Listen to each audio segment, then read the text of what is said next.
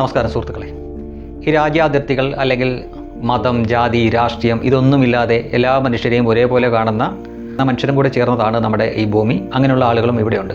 അവർക്ക് ഒരുപക്ഷെ ഈ കാഴ്ചയൊക്കെ കാണുമ്പോൾ അവർക്ക് കുറച്ച് വിഷമമൊക്കെ തോന്നിയേക്കും. കാരണം നമുക്കറിയാം, ഇന്ത്യയിൽ ലക്ഷക്കണക്കിന് അന്യരാജ്യക്കാരായിട്ടുള്ള ആളുകൾ വന്ന് കുടിയേറി പാർക്കുന്നുണ്ട്. കുടിയേറി എന്നൊക്കെ പറയാൻ പറ്റില്ല, കടന്നു കയറിയതാണ്. കാരണം നമ്മുടെ അതിർത്തി ഭേദിച്ച് നമ്മുടെ അനുവാദമില്ലാതെ കടന്നു കയറി ഇവിടെയുള്ള ക്ഷുദ്ര ശക്തികളുടെ കയ്യിൽ നിന്ന് വ്യാജമായിട്ട് ആധാർ രേഖയും റേഷൻ കാർഡും വോട്ടർ ഐ ഡിയും ഒക്കെ സംഘടിപ്പിച്ച് ഇന്ത്യക്കാരാണ് എന്ന ഭാവേന ഇവിടെ കഴിഞ്ഞിരുന്ന ആളുകളെ നമ്മളിപ്പോൾ തിരഞ്ഞു പിടിച്ച് തിരിച്ച് ബംഗ്ലാദേശിലേക്ക് അയച്ചുകൊണ്ടിരിക്കുകയാണ്. അതിൻ്റെ പ്രക്രിയകൾ അതിർത്തിയിൽ നടക്കുകയാണ്. രണ്ട് സേനകളുമുണ്ട്, BSFും അവരുടെ അതിർത്തി സേനയൊക്കെയുണ്ട്. പക്ഷേ സംഗതി എന്താണെന്ന് ചോദിച്ചു കഴിഞ്ഞാൽ, ഇന്ത്യക്കാരല്ല എന്ന് ഉറപ്പിച്ച ആളുകളെ നമ്മൾ അതിർത്തി കടത്തി അങ്ങോട്ടേക്ക് വിടുമ്പോൾ അവരും അവരെ സ്വീകരിക്കുന്നില്ല.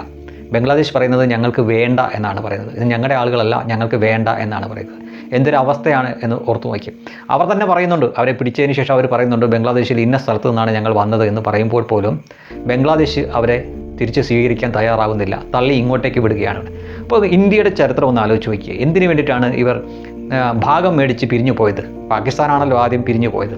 ഞങ്ങൾക്ക് ഇവിടെയുള്ള ഭൂരിപക്ഷമുള്ള ഹിന്ദുക്കളുടെ കൂടെ ജീവിക്കാൻ ബുദ്ധിമുട്ടുണ്ട്, ഞങ്ങൾക്ക് സ്വന്തമായിട്ട് രാജ്യം വേണമെന്ന് പറഞ്ഞിട്ടാണ് സ്വാതന്ത്ര്യം കിട്ടുന്ന അതേ സമയം തന്നെ പാകിസ്ഥാൻ ഉണ്ടാക്കി പോയത്. എന്നിട്ട് മുഴുവൻ ആളുകൾ പോയോ? അതുമില്ല. പാകിസ്ഥാൻ അങ്ങനെയായി കുറേ കഴിഞ്ഞപ്പം അവിടെ തന്നെ ചില പ്രശ്നങ്ങളുണ്ടായി, അത് രണ്ടായി. അതാണ് ബംഗ്ലാദേശ്.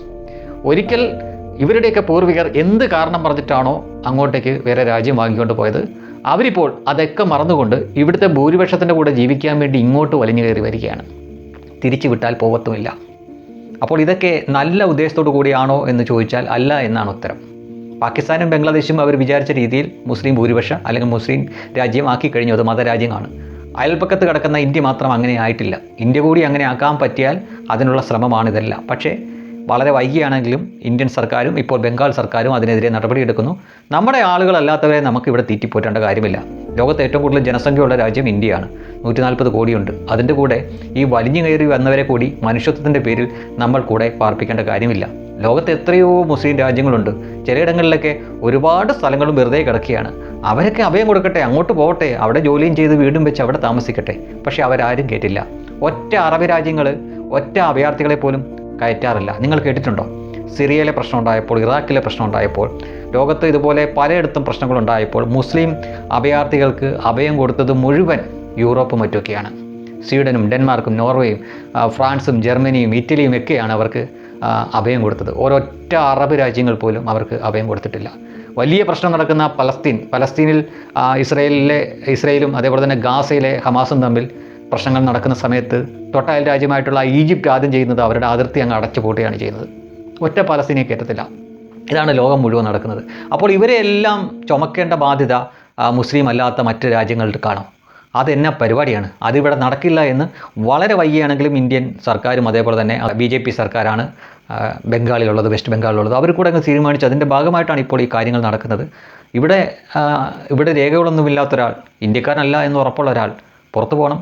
പക്ഷേ അവരുടെ രാജ്യം ഏതാണോ, മാതൃരാജ്യം ഏതാണോ, അവർക്കവരെ വേണ്ട, സ്വീകരിക്കുന്നില്ല. അപ്പോൾ അതിർത്തിയിൽ ഇങ്ങനെ നിരവധി കാഴ്ചകൾ ഇപ്പോൾ ദിനം പ്രതി എന്നോണം കണ്ടുകൊണ്ടിരിക്കുകയാണ്. പക്ഷേ ഇന്ത്യ എടുക്കില്ല എന്നുള്ള കാര്യം ഉറപ്പാണ്. പിന്നെ നോമാൻ ലാൻഡ്സ് എന്നൊക്കെ പറഞ്ഞ് ചില ഏരിയകളുണ്ട്. രണ്ടുപേർക്കും എന്താ പറയുക, അതിർത്തി അല്ലാത്ത നടുക്ക് കുറച്ച് സ്ഥലം, അവിടേക്ക് ഇറക്കി വിടും. ജീവിക്കുമോ മരിക്കുമോ എന്നറിയില്ല. ഇങ്ങോട്ട് എന്തായാലും കയറ്റില്ല. ഒരുപാട് മനുഷ്യത്വം കാണിച്ചാണ് നമ്മൾ അതിൻ്റെ വില പലതവണയായിട്ട് കൊടുക്കേണ്ടി വന്നത്. ഇനി അത്രയോളം മനുഷ്യത്വമൊന്നും കൊടുക്കേണ്ട കാര്യമില്ല എന്ന് തന്നെയാണ് അഭിപ്രായം.